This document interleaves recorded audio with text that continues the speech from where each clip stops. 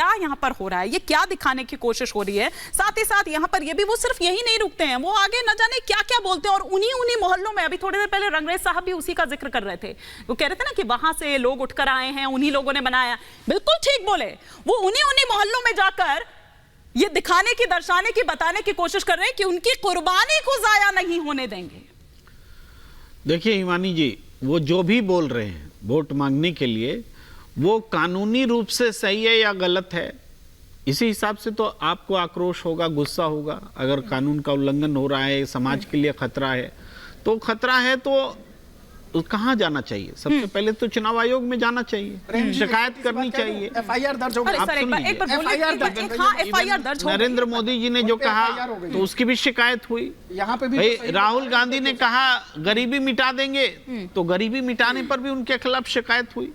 तो वो जिनको लगता है कि गरीबी मिटाना भी गलत है तो शिकायत होगी, वो करेंगे। लेकिन वो दायरे में हम यहाँ पर उसको चर्चा करके कि उन्होंने क्यों बोला, अरे उन्होंने बोला तो उसका क्या होगा? अपराधी मानते हैं कि नहीं मानते, या आप भी यही कहेंगे कि शहीद है? मैं तो सिर्फ, मैंने पहले भी आपसे यही पूछा था कि आप भी इन्हीं लोगों की तरह कहेंगे।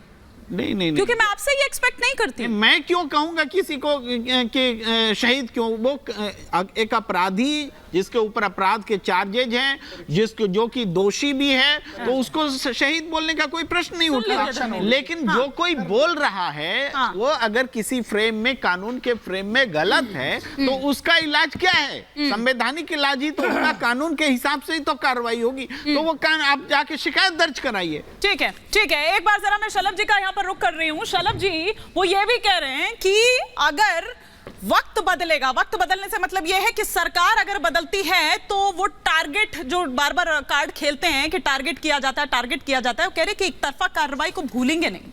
वो कह रहे हैं कि आप हमारा गणित इतना कमजोर मत समझिए, इतना कमजोर नहीं है जितना आप लोग समझ रहे हैं। देखिए, वही भाषा बोल रहे हैं जो राहुल गांधी बोल चुके हैं। राहुल गांधी ने यही बात कही, समाजवादी पार्टी के लोग भी ये बात कह रहे हैं, और देश के लोग इनका चरित्र समझ चुके हैं।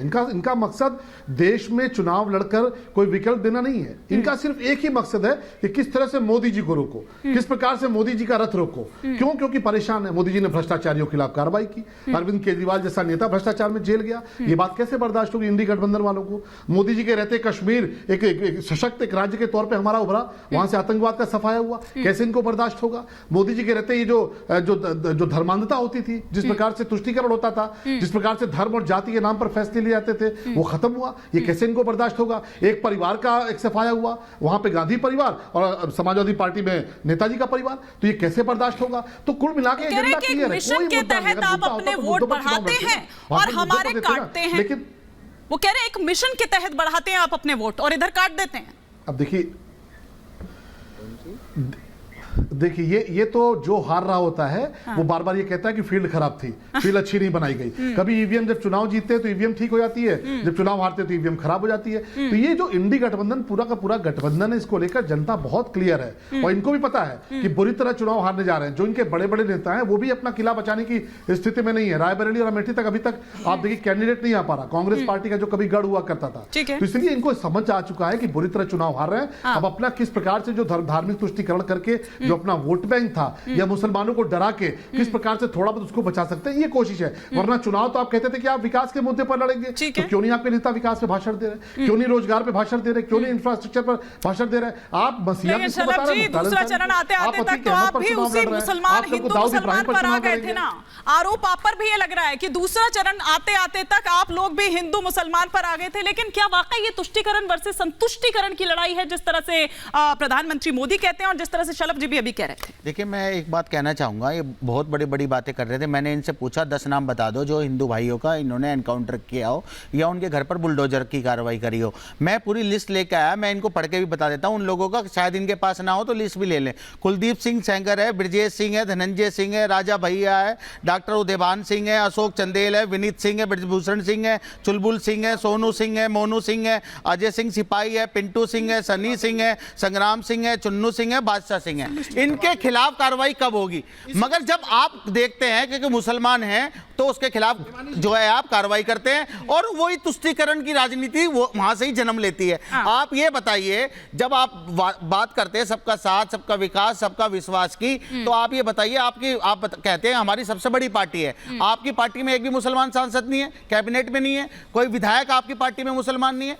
तो ये सबका साथ, सबका विकास, ये वादे जितने थे आपके, अरे पर ये कौन सा विकास हो रहा है, ये तो बताइए, ये कौन सा मॉडल है? काले धन आपके नेता भी पहुंचे थे ना, आपके नेता भी पहुंचे थे वहां। बस हिंदू मुसलमान, हिंदू मुसलमान, शमशान कब्रिस्तान, 80-20 कपड़ों से पहचानने की बात, घुसपैठिया, कभी मुगलों पे चले जाते हैं, कभी हिंदुस्तान पाकिस्तान, कभी मुस्लिम लीग। अरे इनसे बाहर निकलिए भाई, अपने मैनिफेस्टो पे वोट मांगिए। देखिए अभी रंगरेज जी ने जो लिस्ट गिनाई, चुलबुल सिंह जेल में, ब्रजेश सिंह जेल में, धनंजय सिंह जेल में, जितने नाम इन्होंने गिनाए सबको 2017 में ब्रजेश सिंह को जेल हुई थी, 2022 में वो जेल से बाहर आए। आपको सजा, मेरी बात सुनिए ना, बुलडोजर की कार्रवाई उन पर होगी जो इस देश की महिलाओं बेटियों का जो है उनके साथ अत्याचार कर रहे हैं। सुनिए पहले सवाल आपसे, और जिन लोगों ने हत्या की खुलेआम, उन पर बुलडोजर की कार्रवाई होगी। जिन्होंने अवैध संपत्ति उत्तर प्रदेश में हड़पने का प्रयास किया, देखिए मोदी विरोध में और आदरणीय योगी के विरोध में आप देशद्रोह का कार्य मत करिए ना। आज उनके ऊपर FIR दर्ज हुई है, और मैं कह रहा हूं निश्चित रूप से जो आपके दर्शक देख रहे होंगे, जो लोग यहाँ पर बैठ करके उनको शहीद बताने का प्रयास कर रहे हैं, उनके खिलाफ भी कोई ना कोई FIR दर्ज करा सकता है। इसलिए ध्यान रखना चाहिए, ये बहुत ही सेंसिटिव मसला है, आपको सोच समझ करके टेलीविजन पे बोलना चाहिए। मुसलमानों के हितैषी, हम मुसलमान हमारे भाई हैं, लेकिन हम कहते हैं मुसलमान का हितैषी कैसे हो सकते हैं? कैसे, किस प्रकार से अतीक अहमद ने मुसलमानों को ही नोचा खाया, किस प्रकार से जो है मुख्तार अंसारी ने मुसलमानों को ही नोचा खाया? कहां? पर ये थोड़ी रिप्रेजेंट करते हैं, ये थोड़ी रिप्रेजेंट करते हैं, वही रिप्रेजेंट नहीं करते। धर्मेंद्र यादव जी, एक सेकंड, धर्मेंद्र यादव जी, एक सेकंड, मेरा सवाल उनसे सौरभ जी, एक सेकंड, एक कर सर आएंगे, ये आप तय नहीं करेंगे, मैं तय करूंगी, ठीक है? आप उनका, उनसे भी लूंगी जवाब, लेकिन बाकी मेहमान भी एक रिएक्शन उनका भी। लेकिन धर्मेंद्र यादव जी, आप जो बीजेपी पर आरोप लगाते हैं कि धर्म के नाम पर पोलराइज करते हैं, धर्म के नाम पर पोलराइज करते हैं, ये जिया और रहमान साहब क्या कर रहे थे सर? आपने हिमानी जी दुनिया के इतिहास में किसी भी लोकतंत्र में चुने हुए प्रधानमंत्री के द्वारा अपने ही देश के नागरिक को घुसपैठिया बोलते हुए सुना था? अच्छा, आप क्या नागरिक को घुसपैठिया बोल सकता है? और बोलेंगे, सुन लीजिए, इतना मैं तो सुन रही हूं, लेकिन सब पर बोलेंगे, जिया और रहमान पर नहीं बोलेंगे। अब सुन लीजिए, प्रधानमंत्री इतने निम्नतम स्तर पर आ गए कि बच्चे पैदा करने वाले, कपड़े से पहचाने जाने वाले, ये लोकतंत्र के लिए क्या सिंबल है मुझे बता दीजिए। ये क्या मैसेज है पूरे दुनिया को, भारत का, कि सबसे बड़ा लोकतंत्र है, लोकतंत्र के महापर्व में प्रधानमंत्री जी अपने नागरिकों को घुसपैठिया बोल रहे हैं, कभी बच्चे पैदा करने वाले बोल रहे हैं, अब उन्हीं की नकल करके नीतीश जी बोल रहे हैं, नीतीश जी बोल रहे हैं, भारतीय जनता पार्टी समझ लिया आपने? है तो भाई, पर मैं यही तो मैंने रंगरेज साहब से भी कहा था और आपसे भी कह रही हूं, उन्होंने ये कहा था कि मुसलमान घुसपैठिया है, पता ही नहीं है सर, उन्होंने ये कहा था कि मुसलमान घुसपैठिया है, ये बोला, नागरिक बोला आपसे, मैंने नागरिक बोला कि किसी देश के नागरिक को उसी देश का प्रधानमंत्री घुसपैठिया कैसे कह सकता है? क्या नागरिक मुसलमान नहीं है? क्या नागरिक हिंदू नहीं है? क्या सिख नहीं है? ईसाई नहीं है? बौद्ध नहीं है? कौन नहीं है बताइए? किसी नागरिक को कैसे बोल सकते हैं वो? ये देशद्रोह है कि नहीं मुझे बता दीजिए।